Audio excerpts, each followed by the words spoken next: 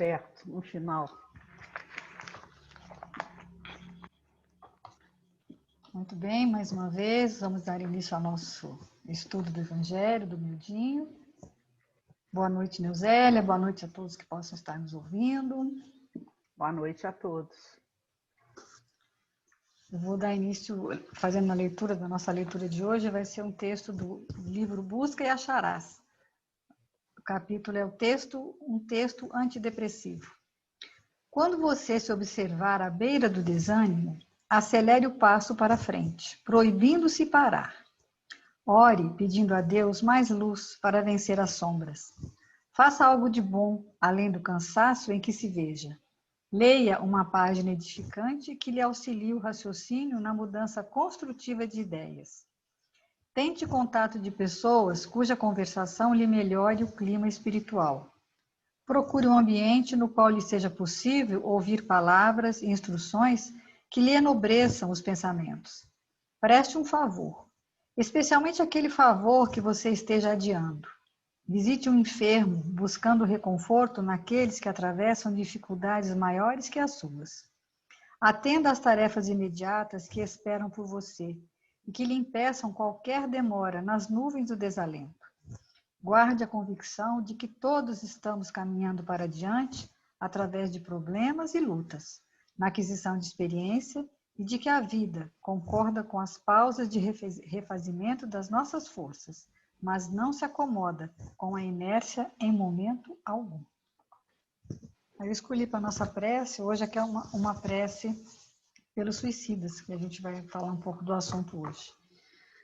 Sabemos qual a sorte que espera aqueles que violam a vossa lei, Senhor, para abreviar voluntariamente os seus dias. Mas sabemos também que a vossa misericórdia é infinita. Estendei-a sobre os espíritos de nossos irmãos, que saíram desta vida pelas portas do suicídio. E possam nossas preces e a vossa comiseração abrandar as amarguras dos sofrimentos que suportam, por não terem tido a coragem de esperar o fim das suas provas. Bons espíritos, cuja missão é assistir os infelizes, tomai-os sob a vossa proteção, inspirai-lhes o remorso pela falta cometida e que a vossa assistência lhes dê a força de enfrentar com mais resignação as novas provas que terão de sofrer, para repará-la. Afastai dele os maus espíritos que poderiam levá-los novamente ao mal, prolongando seus sofrimentos ao fazê-los perder o fruto das novas experiências. E a todos eles, cuja desgraça provoca as nossas preces, que possa a nossa comiseração adoçar as suas amarguras, fazendo nascer em seus corações a esperança de um futuro melhor. Esse futuro está nas vossas próprias mãos. Confiem na bondade de Deus, que espera sempre por todos os que se arrependem, e só é severo para os de coração empedernido. Interessante que sempre na quarta-feira inicial, na nossa reunião mediúnica, que faz na quarta-feira, que é hoje que nós estamos gravando, a gente fazia sempre tem uma vibração pelo suicida, sabe? Era específica para isso. Então hoje a gente vai lembrar deles, né? Que eles possam estar sendo amparados nesse momento. Então nós estamos mais uma vez com o nosso estudo minucioso do Evangelho à luz da doutrina espírita, que é o Mildinho, pelo Centro Espírita Francisco de Assis, baseado no estudo do Mildinho de Uberaba, do Heloísio. A gente está no capítulo 12, naquela passagem que algumas traduções chamam de da cura do cego, mudo, endemoniado, e outras chamam de Jesus e o Bezebu. O mais importante não é o título, né, mas o contexto que ela traz. Jesus cura um cego de nascença, que também é mudo, mas também tem um processo de obsessão espiritual. Quando Jesus vai curá-lo, a multidão que está ali por perto se admira, diz que Jesus seria o Messias esperado, o filho de Davi. Mas por ali também tem os personagens que são os doutores da lei, que são adversários de Jesus, os fariseus, que alegam que Jesus não é filho de Davi, mas sim do Beelzebu, que seria a chefe, né, dos demônios, e é por isso que eles obedecem.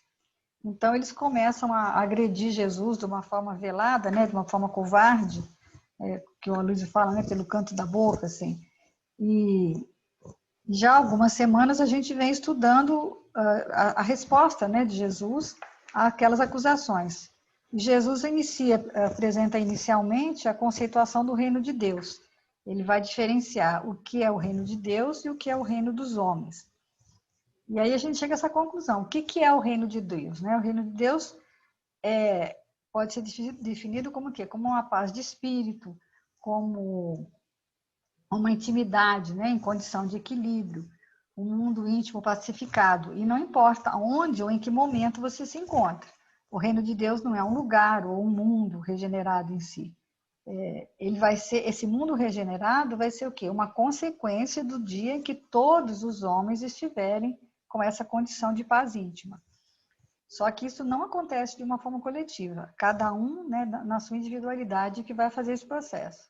Quando todos os processos de equilíbrio individuais, psicológicos, estiverem concluídos, até o último homem, aí então o reino de Deus vai acontecer no coração de muitos, né? E aí vai ser consolidado também no mundo externo. Mas ele se inicia na intimidade de cada um. Por isso que o reino de Deus já se estabeleceu no coração de alguns indivíduos há muito mais tempo, né? Ele dá o exemplo de Estevão, né, no seu interrogatório, quando ele leva uma bofetada do Saulo, né, na época, lá no Sinédrio, e ele, com a boca sangrando, não reage. E depois, anos depois, o próprio Saulo, né, Paulo de Tarso, quando ele cai do cavalo ali, né, e fica cego nas portas de Damasco, aquele é o momento dele em que ele conquistou o reino de Deus. E a gente, né, nós temos assim pequenos lapsos, né? De vez em quando a gente dá uma degustada nisso, alguns momentos que você consegue, num momento de dificuldade, numa situação de risco de perder o equilíbrio, que você consiga, né? Respirar, engolir um revide, esperar um momento melhor para uma conversa, né?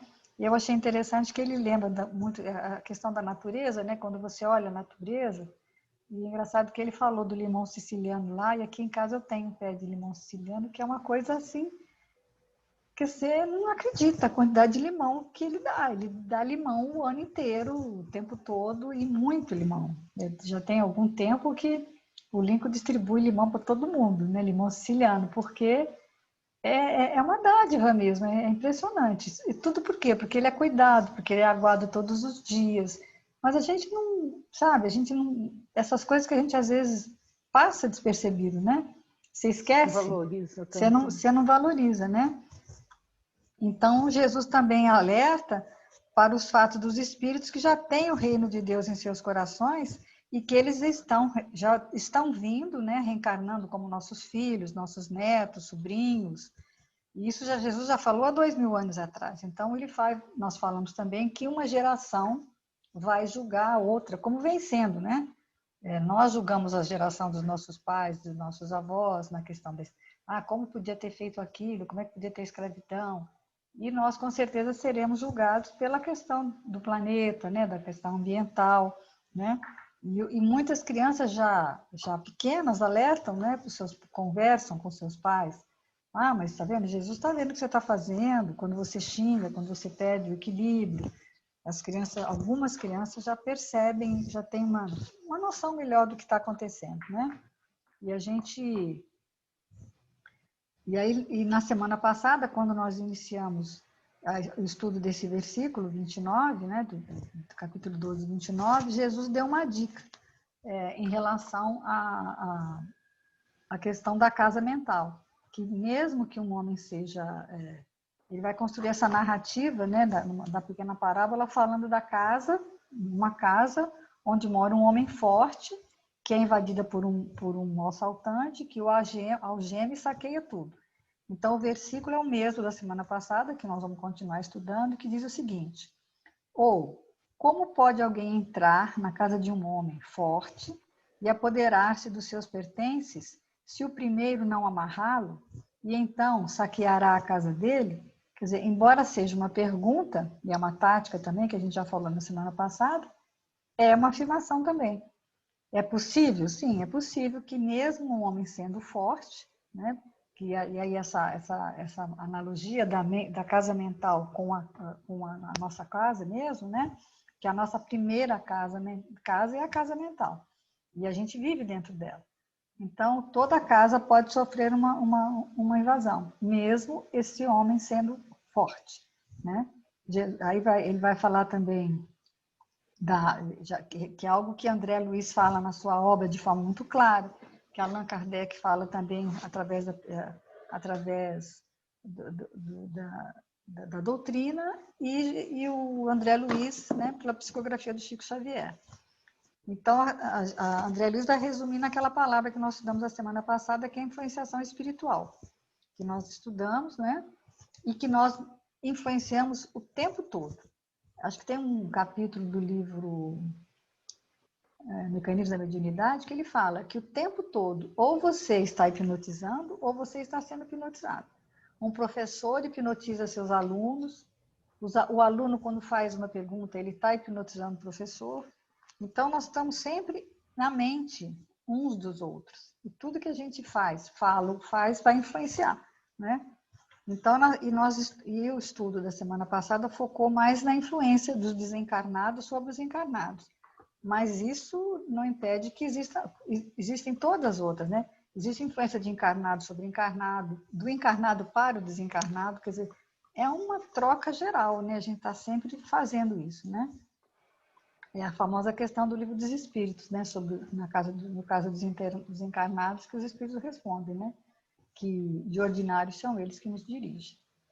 Então, dificilmente a gente vai saber, se você não estiver muito atento, se a ideia é sua ou se é uma sugestão de algum espírito desencarnado, ou às vezes até de um encarnado mesmo. E a doutrina, esse conhecimento da doutrina que a gente tem, ajuda a gente a estar mais atento, né? Ou pelo menos a saber disso. Mas uma pessoa que não conhece, ou não acredita, ou não sabe, fica mais à mercê disso, né? Fica mais complicado, né? E aí ele fala que, na dúvida, a gente tem que passar pelo crivo da razão. E fazer aquela famosa pergunta, né? Será que isso é uma ideia? Jesus teria essa ideia? Jesus faria isso? Essa coisa é boa para todo mundo?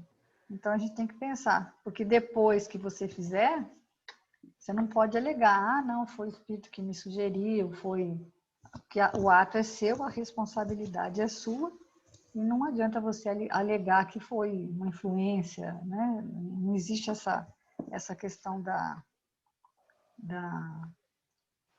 irresponsabilidade em relação aos seus atos, né? Você está muito quietinha, hoje eu estou falando muito. Uma vez lançada a semente, né, não tem jeito, já foi lançado. É colher os frutos. Por isso é a responsabilidade nossa, né? Porque espírita tem muito isso, né? A gente joga muita responsabilidade para o outro, né? Aí você fala, os espíritos influenciam. Influenciam por quê? Porque você deixou ser influenciado, né? Você já tem esse conhecimento, então a gente tem que... E sempre é o outro que está obsediado, nunca é você, né? Nunca você é a pessoa que e a gente se julga, de repente, muito forte. Quando ele falou essa palavra forte, eu fiquei questionando. Que às vezes a gente acha que é forte mesmo, pelo fato de ter o conhecimento, né, que você não está vulnerável. Eu assisti uma palestra outro dia que falando assim, que fala assim, o espírito não pode suicidar, né? Não suicida. Claro que sim. Se ele não se fortalecer no Senhor, ele está passível de ser influenciado. E acho que chega lá pior do que um outro que não teria conhecimento. É que não conhecimento. Porque ele sabe, né? Qual é a consequência. E na semana passada a gente estudou também, a gente viu a questão das pessoas saindo, né, da casa espírita. Aqueles eram a avó, são 3 gerações, né? A avó, acho que mãe e o filho, né? E a senhora... E logo que eles saem, estava tudo bem, tudo maravilhoso, todo mundo saiu feliz da vida, né? Tudo equilibrado. Mas os espíritos com quem eles tinham afinidade estavam lá fora esperando e, no mesmo momento, entraram em sintonia. E a mulher logo já se sentiu, né? O semblante dela já mudou só de sair do lado de fora, né? Quando ela já apresenta um sentimento de melancolia e de tristeza, desalento, pessimismo, terrorismo, né? É como a gente atrair as vespas. Então a gente vai retornar. Imediatamente a tomada, né, se liga, né? Você ligou a tomada mental, aí você está passível de sofrer essa influência. Ele cita também um exemplo do livro Sexo e Destino, né? Do Cláudio Nogueira, que chega em casa. Aí ele fala assim, os espíritos até passam uma peninha na garganta, né? Aí ele fica com pigarro, pode ficar com a garganta seca, né? Com a garganta seca, e a indução, né, para bebida o tempo todo. E aí que a gente tem que ter cuidado, porque o fato de ter um bar na casa e uma garrafa de uísque, se ele não tivesse talvez o bar ali e a garrafa, ele ia pensar em tomar uma água, uma coisa nesse sentido, né? Mas o bar estava ali e o uísque estava ali. E aí, como os espíritos vampirizam e têm necessidade, né, dessas induções mentais para eles alimentarem as viciações, o espírito vai falando com ele, né? Bebe, bebe. E quando ele vê, ele já tinha bebido meia garrafa de uísque, né? E a gente sofre isso o tempo todo e não percebe, né? Então, a nossa responsabilidade até, né? Eu costumo... Isso é coisa minha. Eu sempre tive pavor à arma. Porque eu sempre pensei assim, gente, determinada situação, se você tiver uma arma na mão, num momento muito de raiva e tudo, eu acho que qualquer pessoa, na invigilância, é capaz de fazer. Você não sabe o que você vai fazer. É um ato, né? A gente não tem dimensão. Você acha que não é capaz, mas se tiver a oportunidade, surgir uma questão, se você estiver ali na mão, eu acredito que a gente faça, pela nossa fragilidade espiritual, ainda que é grande. Aqui em casa tinha um bar, muitos anos atrás, né? No tempo que minha sogra tinha aqui, receber as pessoas. Aí, logo depois que ela desencarnou, eu desmanchei o bar. Tive uns probleminhas aqui com algumas pessoas que acharam ruim, porque, inclusive, as bebidas que tinha, eu simplesmente joguei fora. Não dei para ninguém, não, entendeu? Não fiz questão de realmente jogar fora. E aí deve ter alguma bebida, até tem, mas assim, aqui dentro de casa não tem bebida não. A não ser a bebida para fazer comida, né? Ou um vinho, esporadicamente, que alguém queira beber. Mas bebida, assim, o bar montado, à disposição, aquilo sempre me incomodou. Então, aqui agora não tem mais nada não. Então, hoje que nós vamos estudar essa palavra, né? A expressão em análise é o homem forte, né? Que mesmo ele sendo, que às vezes mesmo... essas entidades, elas tanto vão assaltar um materialista como um religioso. Às vezes um religioso, né, que ele fala de carteirinha, que faz palestra, que lê muito, que vai no centro todo dia, mas ele não é invencível, não é indestrutível e nem incorruptível, né? Então existe uma fraqueza. Todos nós temos alguma fraqueza e é em cima dessa fraqueza que os espíritos infelizes vão agir. E geralmente é o pessimismo, derrotismo, negativismo, né? Essa questão da gente reclamar, que essa questão da pandemia, por exemplo, né? Você ficar assistindo toda hora, procurando notícias. Lógico que você tem que estar atualizado, saber o que está acontecendo. Mas ficar assim, focado e só pensando, né? São aquilo que eles chamam de ideias fixas, né? De monoideia, que isso é perigoso dentro daquilo que a gente... É interessante que, antes da gente ver o que ele entra aqui, eu tenho uma palestra do Arthur, que ele fala nos pontos mortos. O que é ponto morto? É uma expressão até da psicologia. Pontos mortos da alma. São aqueles recalques, traumas de uma experiência frustrada, aflição, mágoa, desespero, que são transferidos para uma memória cerebral e ficam lá no arcabouço físico, nas regiões do encéfalo, fala até as áreas que ficam. Então, um trauma que você teve, alguma coisa, são pontos, ele chama de ponto morto. E aí tem um texto, um livro Passos da Vida, no capítulo 28, que chama do Espírito Sheila. E ele fala desses pontos mortos que eu achei bem interessante. Então, ele fala assim, se a presença de alguém te constrange a sofrer penosa impressão de mágoa, jaz um ponto morto do sentimento reclamando-te boa vontade para que se lhe extingua a perigosa existência. Então, às vezes, esse ponto morto é uma pessoa. Tem uma pessoa lá que te incomoda, né? Se a ofensa recebida foi impensadamente guardada por ti nas entranhas da alma, compelindo-te a lembranças aflitivas, ou seja, quer dizer, esse ponto morto pode ser uma pessoa, esse ponto morto pode ser uma lembrança que você tem dela, e aí você tem que usar o recurso do perdão, 70 vezes 7, né, segundo Jesus. Se a aversão te vence a tranquilidade ante a voz de um companheiro que te apresenta menos simpático, aí surpreendes um ponto morto do passado. Então, quer dizer, ele falou de uma pessoa, depois falou de uma lembrança de alguma coisa que alguém fez. Tudo isso são pontos mortos, são coisas que estão lá, gravadas no seu cérebro e que às vezes você nem percebe. E aí, nesse caso, agora uma antipatia. Alguém que você nem conhecia às vezes, ou que nunca te fez nada, mas que você tem aquela antipatia gratuita por ela, aí é um ponto morto do passado. Se encontras no trabalho um associado de tarefa de cuja cooperação desejarias prescindir à face do mal-estar que te impõe, aí possuis um ponto morto, do caminho que precisa superar com a diligência do bem. Aí ele vai falar de alguém que penetrou na família, a bagagem de circunstâncias que traz de passadas reencarnações, aí te oferece um ponto morto, solicitando-te suprimi-lo com aplicações de tolerância em auxílio a ti mesmo.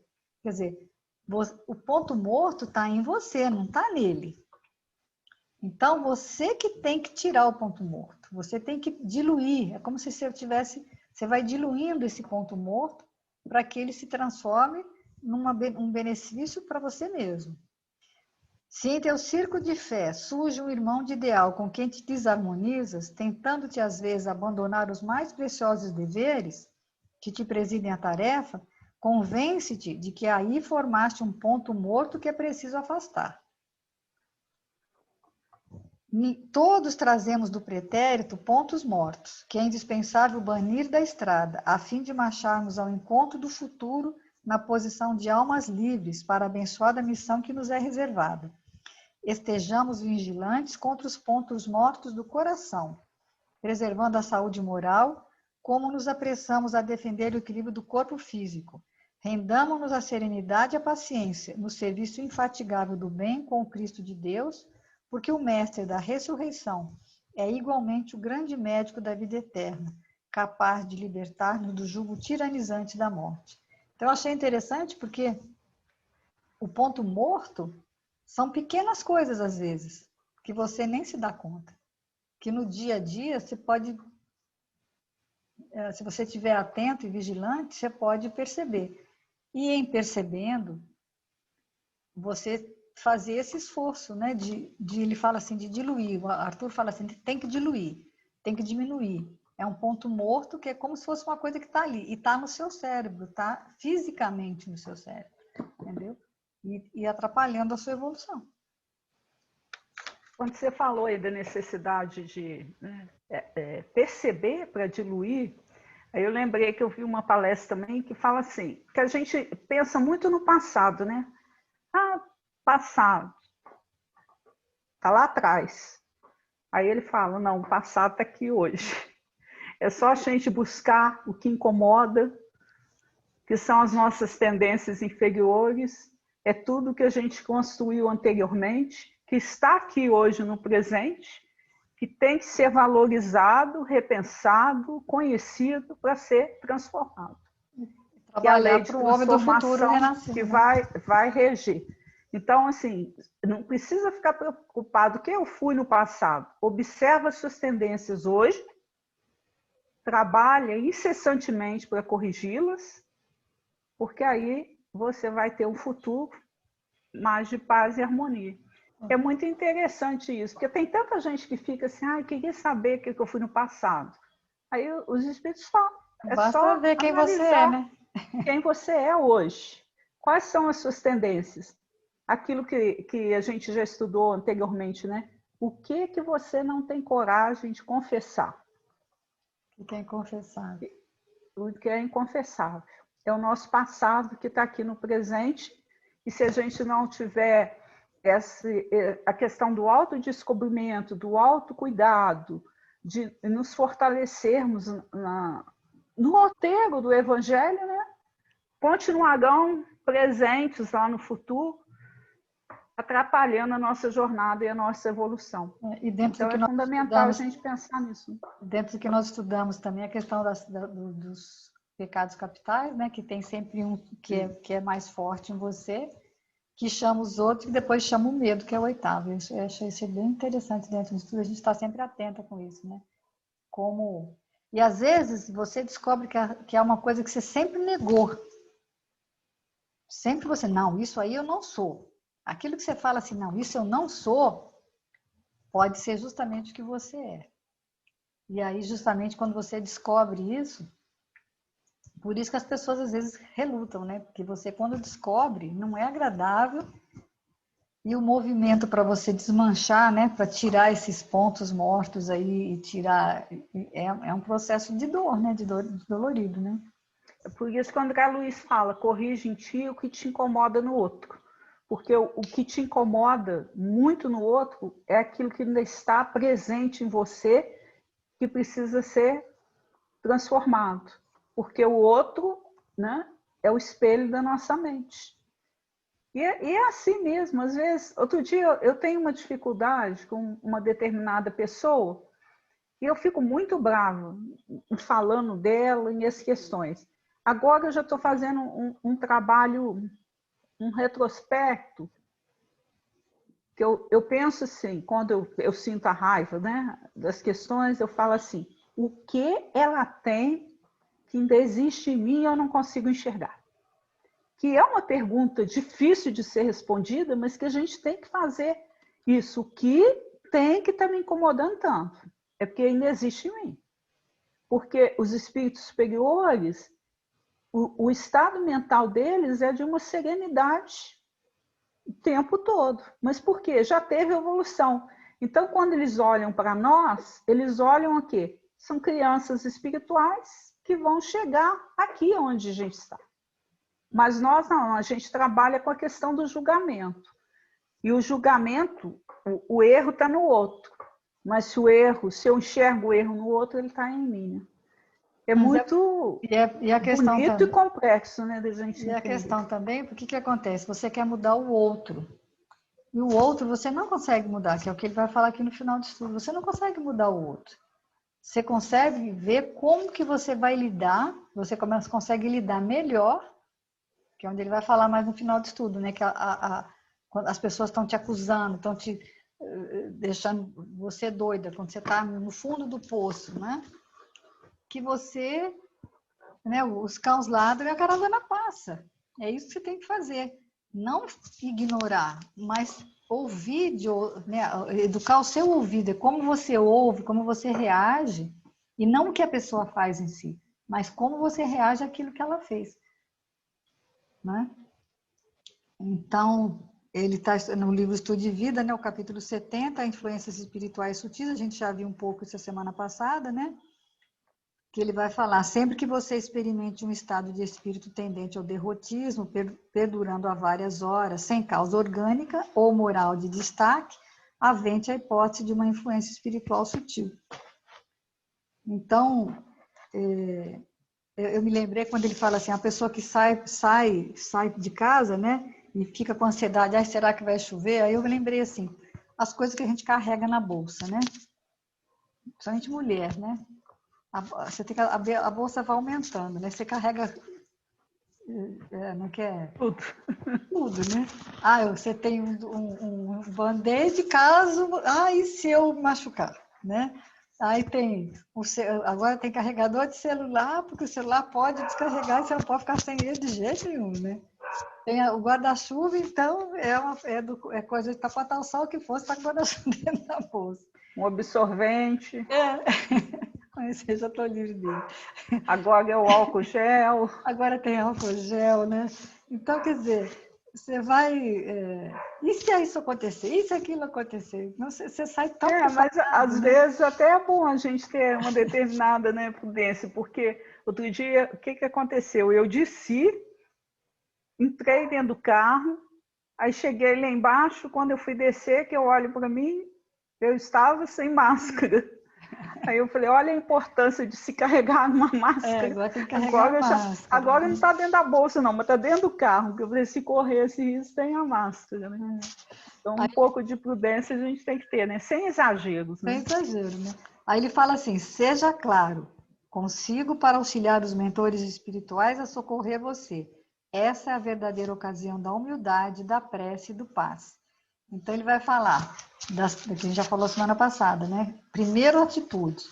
Ser claro. O que é ser claro? Ter humildade de reconhecer. Porque se você não reconhece que você está fazendo alguma coisa nesse sentido, que você tem esses pensamentos, que você tem um estado de espírito derrotista, a espiritualidade não vai poder te ajudar, porque como é que ela vai te ajudar se você nem reconhece que está sentindo aquilo, né? E aí ele vai falar na prece e no passe.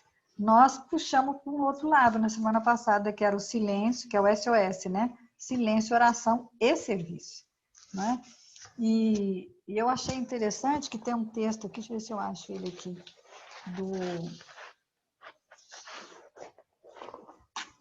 Nessa página dele aqui, ele fala, tem uma frase que ele falou que eu gosto muito, que eu acho que a gente faz tanto isso, a ânsia de investir-se no papel de vítima ou de tomar uma posição absurda de automartírio. A gente tem, em toda contenda, em toda dificuldade, a tendência nossa é a gente achar que nós só somos a vítima, né? Aí o outro sempre está errado e a gente que é vítima. Então, é muito importante a gente pensar nisso, né? Eu costumo fazer isso muito, assim, nas relações aqui, né? Eu que sou sempre a coitadinha, sabe?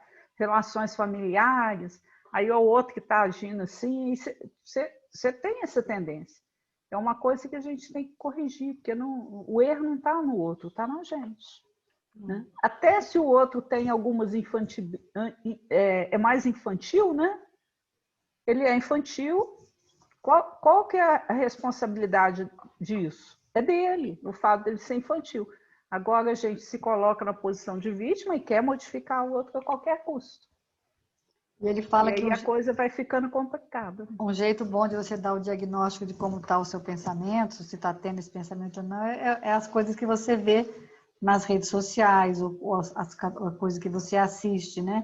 Porque se você vai lá alguém te manda um texto lá no Facebook, você vê um texto bonito e tal, você acha ele sem graça. Mas se tiver uma fofoca, se tiver uma notícia ruim, uma notícia, sei lá, até desse negócio do Covid, as coisas bonitas, as negativas te atraem, né? Mas as positivas você acha assim meio enjoado, né? É dificuldade de concentrar, né, em ideias otimistas, né? Numa leitura, né? A leitura edificante dá sono, né? Você normalmente aí você vai, pega o celular, você prefere assistir uma palestra, você prefere, em vez de que fazer Porque o livro é outra conversa, né? O livro te cria um mundo diferente para você. Né? Você vê a criança, né? A leitura. O meu neto mais velho, ele descobriu a leitura, tá uma coisa fantástica, sabe? Porque ele é muito agitado, tem dificuldade de concentração, sempre teve. Mas agora ele está acordando cedo e pegou o gosto da leitura, sabe? Uma coisa assim. E lê mesmo, lê rápido agora, lê até rápido demais, como ele está lendo para o menor que não sabe ler, que não está bem lendo ainda. Eu outro dia te falei assim, não, você tem que ler mais devagar para ele poder entender, porque, né? Ele lê, sabe, assim, eu me lembro, eu faço muito isso, por isso que eu também percebo, né? Que quando eu estou lendo, eu preciso me policiar para O pessoal lá do estudo lá da Reina Mediúnica, do Tante, a Risadal, fala assim, Rita, devagar, lê mais devagar, entendeu? Porque você estando com o texto é diferente de quem não está, né? Quem está só ouvindo, né? Mas aqui no SOS, né, de serviço, que seria silêncio, oração e serviço, eu achei interessante no livro Pensamento e Vida, o capítulo 7, que fala do trabalho, ele fala em dois tipos de trabalho. Aí ele fala que tem o trabalho ação e o trabalho serviço. O trabalho ação transforma o ambiente. O trabalho serviço transforma o homem. Ou seja, o trabalho serviço ele transforma o ambiente, mas também transforma você mesmo. Aí ele fala, as tarefas remuneradas conquistam o agradecimento de quem lhes recebe o concurso, mas permanecem adstritas ao mundo, nas linhas da troca vulgar. A prestação de concurso espontâneo, ou seja, o serviço, né, sem qualquer base de recompensa, desdobra a influência da bondade celestial que a todos nos ampara sem pagamento. A maneira que se nos alonga a ascensão, entendemos com mais clareza a necessidade de trabalhar por amor de servir.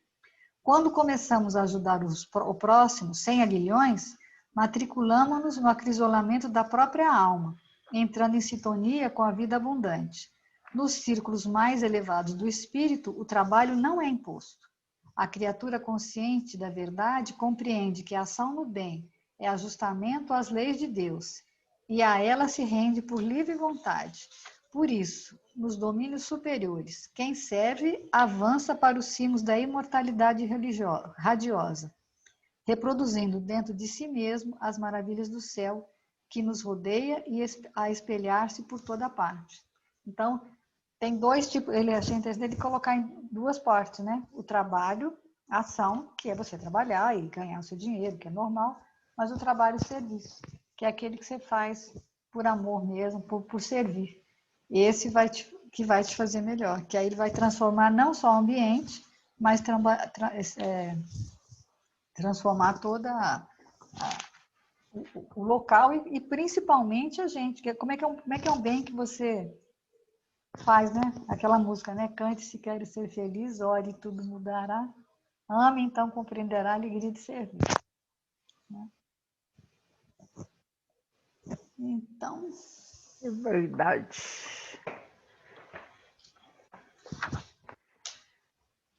E que deixa a gente... deixa eu ver aqui do Livro dos Espíritos.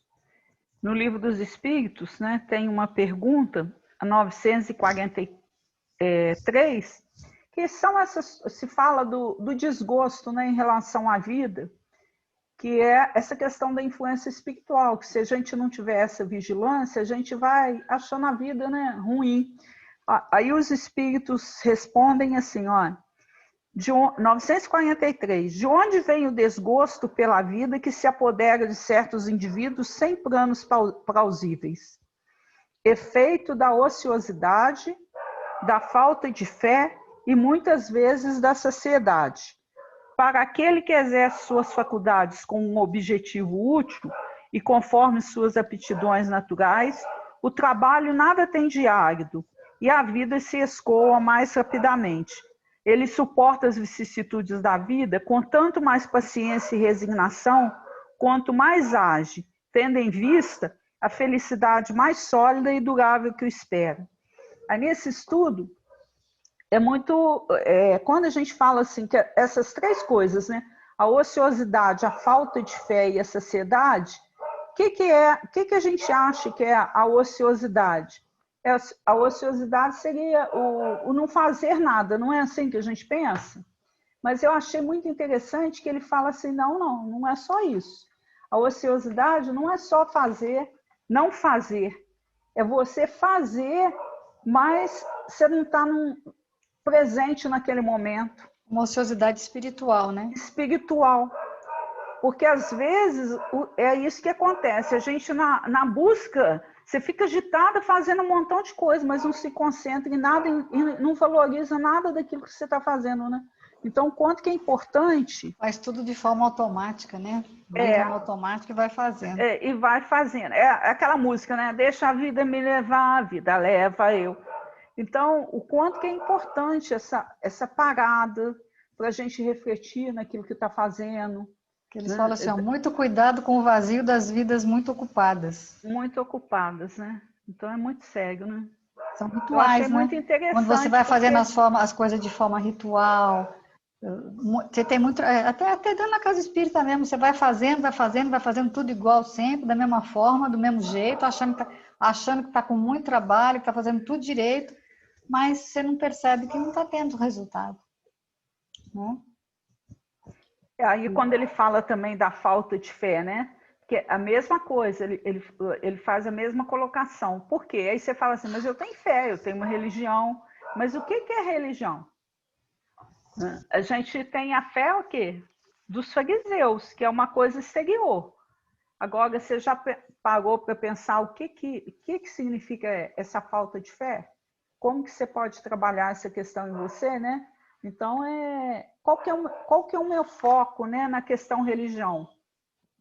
A religião, na realidade, é o modo que cada um vai se dar a Deus. Então, a gente tem que perceber isso. Qual tem sido o nosso trabalho com Deus? Não é só um culto exterior, né? Como o que Jesus condenava muito era a questão da hipocrisia, né? E a gente ainda continua sendo hipócrita religioso. Então, às vezes, você fala assim, gente, mas como é que ela pode? Ela está pensando em suicídio, mas ela é uma pessoa religiosa, ela frequenta a religião, é uma católica, ou é uma espírita, uma protestante. Mas como é o relacionamento dela com a religião? O que a religião está fazendo com ela e o que ela está fazendo para esse aspecto da religião, né? Então, é muito sério. E o outro aspecto, né, é a sociedade. Em que a gente está buscando o prazer, né? Aí o Livro dos Espíritos tem lá na 714, que ele fala o seguinte. Deixa eu só achar ela aqui. A gente marca tanta leitura que você fica assim, meu Deus. Essa 943 eu tinha pensar? anotado também, a 714 não. O que pensar do homem que busca nos excessos de todos os gêneros um refinamento de seus prazeres? Que é a questão da sociedade, né? Que você quer a sociedade o quê? Nas coisas materiais. E aí você vai se perdendo. Aí a resposta dos espíritos. Pobre ser, digno de lástima e não de inveja, pois ele está bem próximo da morte. Porque os espíritos falam que a gente o conceito de morte para nós é uma coisa muito viciada. Porque o que é na realidade a morte? A morte é uma consciência, né, denegrida no mal. Porque a vida ela não cessa jamais. É aquilo que você falou semana passada, né? Tem contrário para a vida? Não, não existe. Por quê? Porque a vida é abundância. É o mestre presente, né? Eu vim para que tenham vida e vida em abundância, né? O contrário de morte não é vida, que a gente acha, né? O contrário de morte é nascimento. E a vida não tem esse contrário, porque... A vida não tem. A vida é movimento. A morte é estagnação. Eu acho que tem um texto que fala que chama vida e morte. Mas olha aqui, olha, a 714A, porque ele fala, né, que aquele que está nos excessos de prazeres, ele está bem próximo da morte. Aí a 714A, olha a pergunta que ele faz. Perto da morte física ou da morte moral ele se aproxima? Aí os espíritos respondem, de ambas. Aí o comentário de Kardec, o homem que busca nos excessos de todas as espécies um refinamento dos prazeres, rebaixa-se mais do que os animais, pois esses sabem parar assim que satisfazem suas necessidades. Ele abdica da razão que Deus lhe deu como guia, e quanto maiores forem seus excessos, maior domínio ele concede à sua natureza animal sobre a espiritual. As doenças, as enfermidades e a própria morte resultantes do abuso são também punição e transgressão à lei de Deus. Então, a questão da sociedade, né, também nos leva à morte, até mesmo a morte física ou a morte espiritual. Né? é que a gente tem que fazer esse esforço para entender que a gente precisa, sim, ser saciado o quê? Dentro do ensinamento cristão, porque só ele vai ser capaz, né, de levar a gente, a fazer a gente avançar, né, em direção à nossa evolução espiritual. E aí a gente vê o quanto que a gente peca, né? Porque o tempo todo a gente está nos extremos, né? Dos excessos de toda a natureza. Geralmente voltado para a matéria, né? Muito voltado para a matéria. Aí, aqui no o livro Coragem, capítulo 32, chama justamente assim, vida e morte. Ele diz assim, a vida é luz, doação, alegria e movimento. A morte é sombra, egoísmo, desalento e inércia. Analisa as forças vivas que te rodeiam e observarás a natureza desfazer-se em cânticos de trabalho e de amor, assegurando-te bem-estar. É a árvore a crescer na produção intensiva, o manancial em atividade constante para garantir-te a existência. E aí tem árvores assim milenares, né? Sei lá quanto tempo elas existem.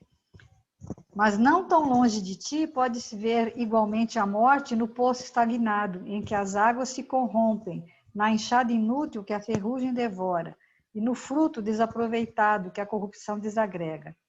Depende de ti acordar e viver, valorizando o tempo que o Senhor te confere, estendendo o dom de ajudar e aprender, amar e servir.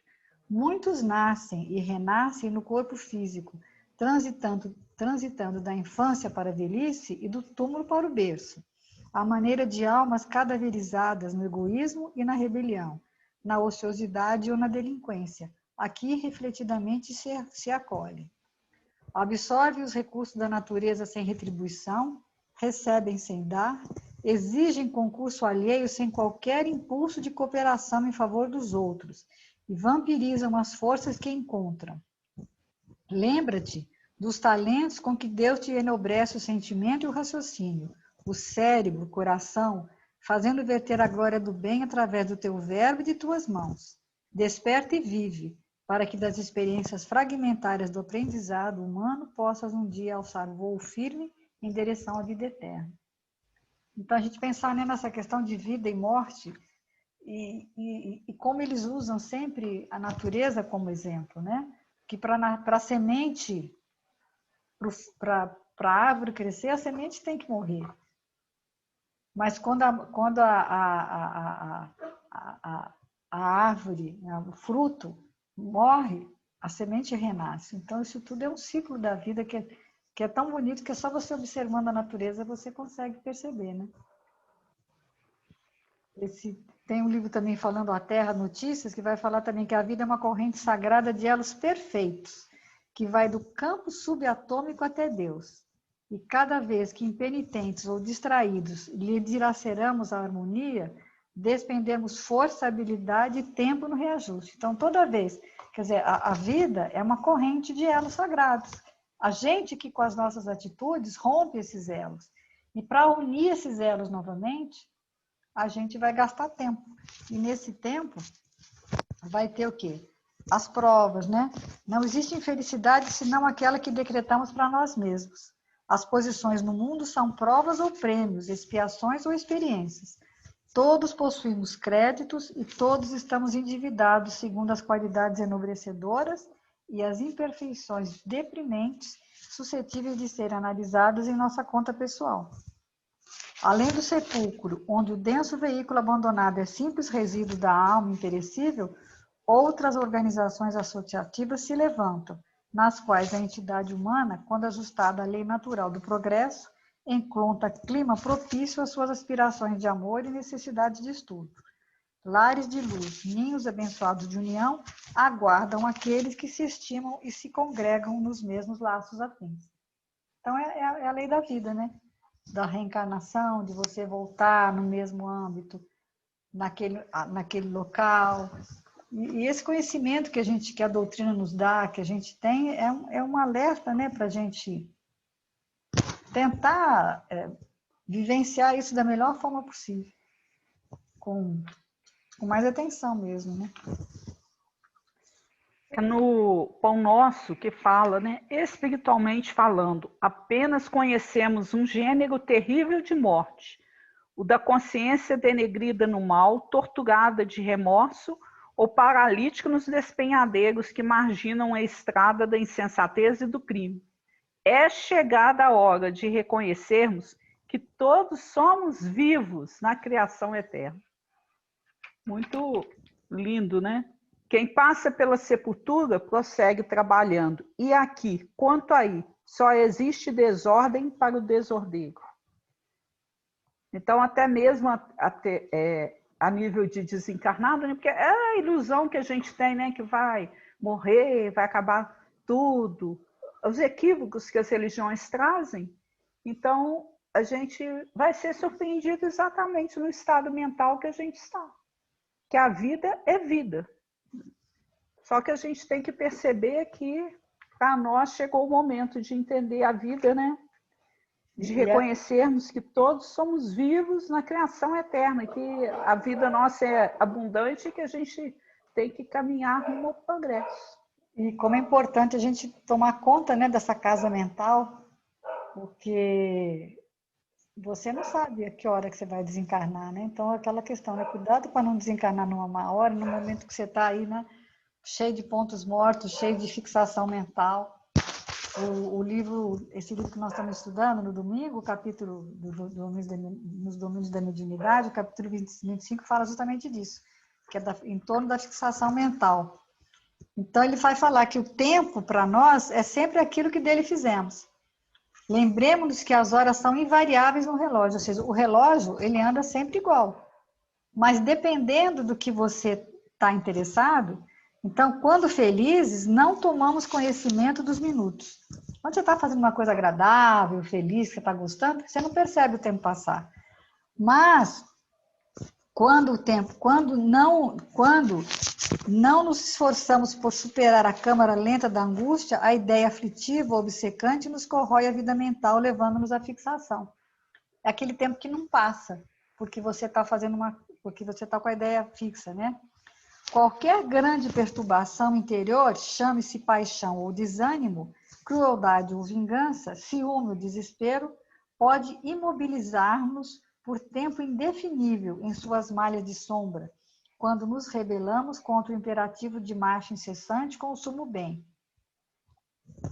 O relógio inflexível assinala o mesmo horário para todos. Entretanto, o tempo é leve para os que triunfaram e pesado para os que perderam. Com os vencedores, os dias são felicidade e louvor. Com os vencidos, são amargura e lágrimas.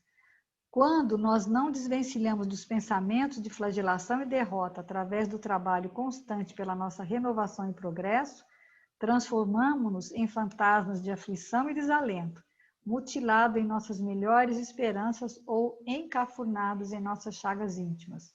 Quando a morte nos surpreende nessas condições, acentuando-nos então a experiência subjetiva, se a alma não se dispõe ao esforço heróico da suprema renúncia, com facilidade emaranha-se nos problemas da fixação, atravessando anos e anos, por vezes séculos, na repetição de reminiscências desagradáveis, das quais se nutre e vive. Então, a gente tem que tomar cuidado, essa questão que ele está falando aqui, num processo de desencarnados, que estão lá com essa fixação mental. Aí ele isola-se do mundo externo, vibrando tão somente ao redor do desequilíbrio oculto em que se compraz. Nada mais ouve, nada mais vê, nada mais sente, além da esfera desvairada de si mesmo. Então, essas questões dessas fixações, desses pontos, né, mortos, dessas ideias fixas que a gente tem que... Mas é o que tu está falando, né? Primeiro, identifica, porque ela começa muito sutil. Então, ele fala aqui em algum momento aqui no texto que todo suicida, de fato, foi um dia um suicida indireto.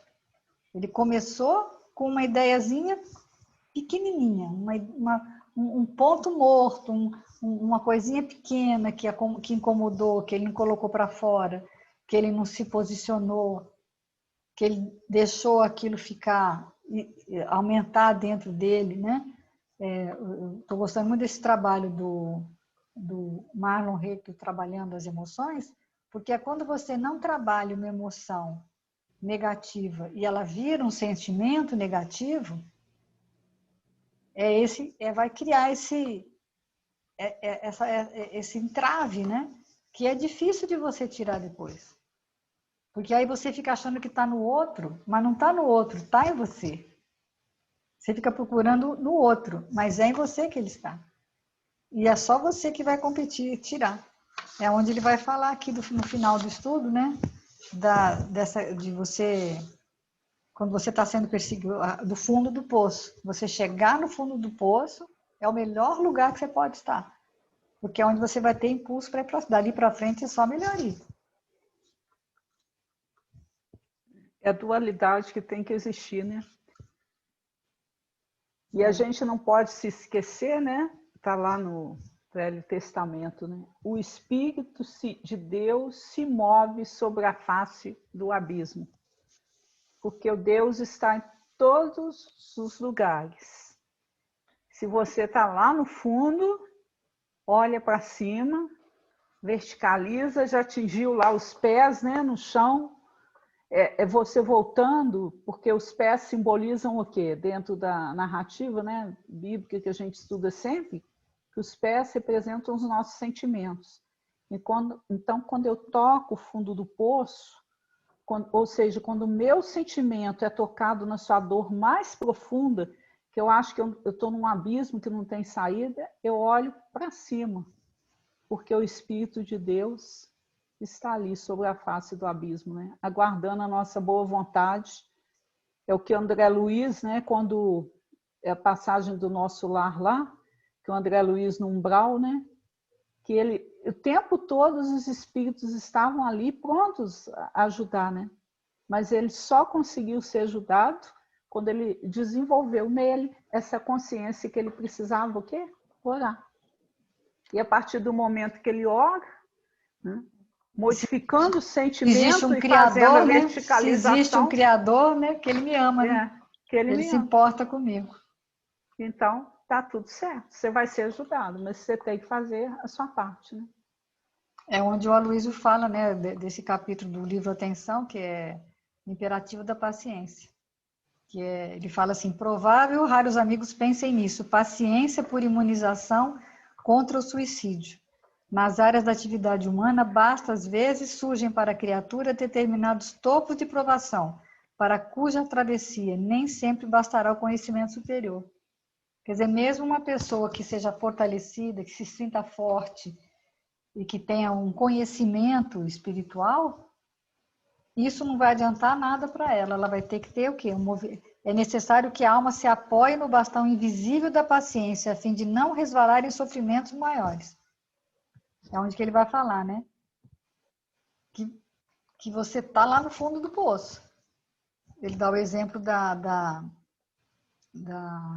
quando você está num vale, né? É tudo abaixo, vai. Não tem uma hora que você só tem que subir.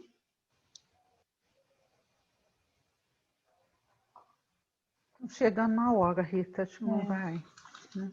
Que vai falar aqui do ponto da virada, mas aí fica o texto aqui, que é bem interessante, né? E aí, quando você tem acusação, você é acusado, né? Você fica lá, ninguém gosta de mim, todo mundo me acusa. Você está num momento assim, muito ruim, você tem que imaginar que não é a pessoa que você tem que mudar, mas é o seu ouvido, né? Que você não consegue transformar as pessoas, você consegue transformar a si mesmo.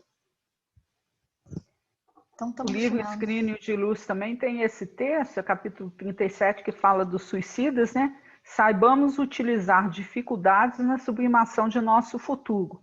A Terra é um santuário de regeneração e de esperança, para quantos lhe abraçam as lições com ânimo forte, conscientes da misericórdia em que se fundamenta a divina justiça. Então, Deus está presente aí o tempo todo, nos aguardando, né, com essa vida em abundância. Essa que a gente faça a nossa parte, né? É isso. Eu estudando esse trabalho, Aí eu lembrei assim, que fala, quando tiveres fé do tamanho de um grão de uma mostarda, né? Diga essa montanha, move-te daqui para ali, ela se moverá, né? Mas aí eu lembrei que quando a gente era pequeno, como que a gente é capaz de ver o potencial, né? Lembra aquela experiência que a gente fazia na escola da germinação do feijão? No algodãozinho molhado? Aí, assim, eu acho que a semente de mostarda, nenhum de nós teve, ela é minúscula, né? A gente que é dona de casa tempera, né? Salada com sementinha de mostarda. Mas a gente não teve a oportunidade de ver a germinação de uma semente de mostarda. Mas vamos lembrar do grãozinho de feijão também, que é aquele mínimo do tamanho aqui da nossa unha, né? Do dedinho mindinho. E ele é capaz, dali, né? De fluir vida. A gente acha que não seria, né? Então eu acho que Deus, ele olha para a gente com esse potencial, ele consegue enxergar, e que a gente também comece a aprender a enxergar no outro, em nós mesmos, esse potencial de crescimento. E com certeza nos ajudará muito se a gente tiver essa visão melhor, né?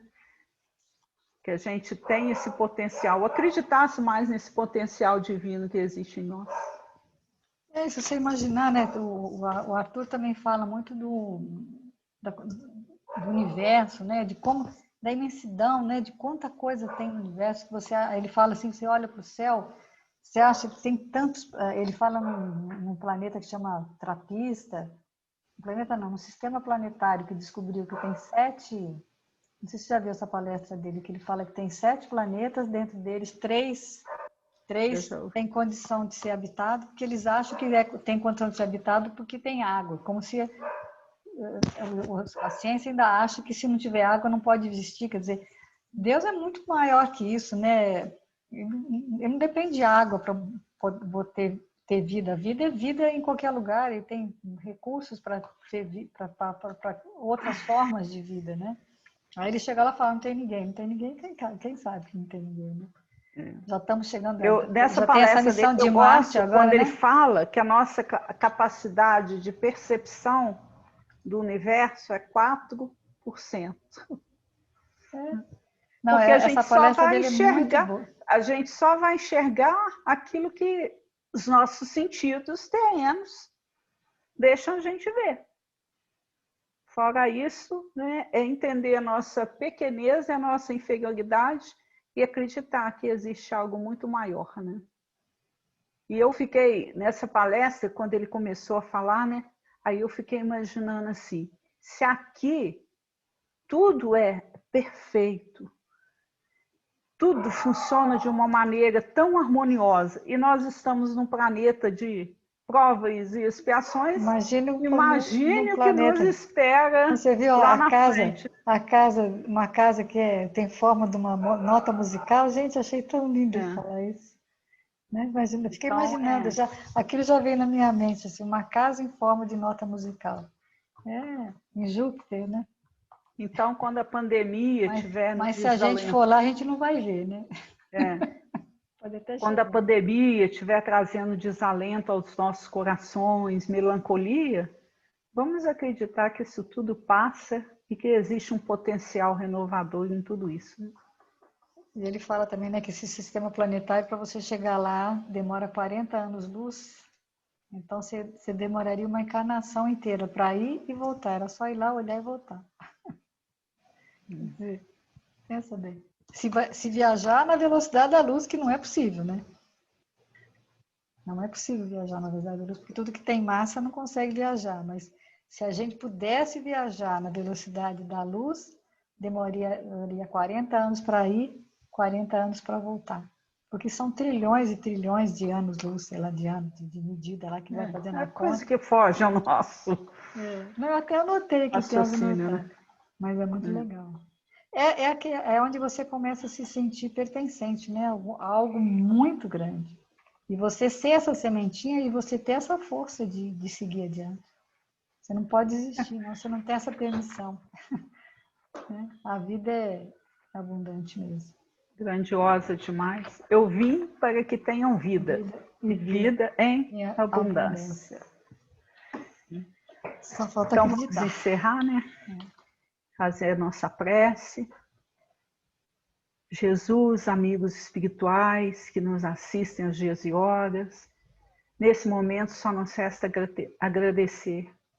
Gratidão, Senhor, pela possibilidade de já estarmos podendo conviver com essa doutrina tão maravilhosa, que tem clareado o nosso entendimento e nos dado força de prosseguirmos aos dias e horas tentando nos tornar pessoas mais harmonizadas com a sua lei. Que as bênçãos que ora usufruímos possam se estender a todos os irmãos em situações profissionais mais difíceis, os nossos irmãos frequentadores lá da casa de Francisco de Assis, que onde eles estiverem, eles possam receber a nossa vibração de paz, amor e carinho. E é com essa certeza dessa proteção aos dias e horas que nós agradecemos. E que a semana que vem possamos estar aqui, cheios de ânimo e coragem, tentando estudar de novo o vosso Evangelho, para que a luz se faça presente em nossos corações.